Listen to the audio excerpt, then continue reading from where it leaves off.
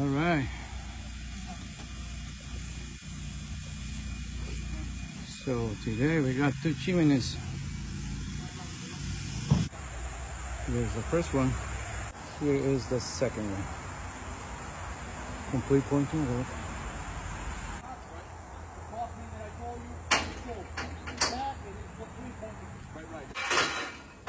So we're gonna be doing some masonry repair, pointing work, replacing the chimney crown. But first, we're using a pressure washer blaster, which is a system that is gonna remove the existing loose paint as can possibly be done.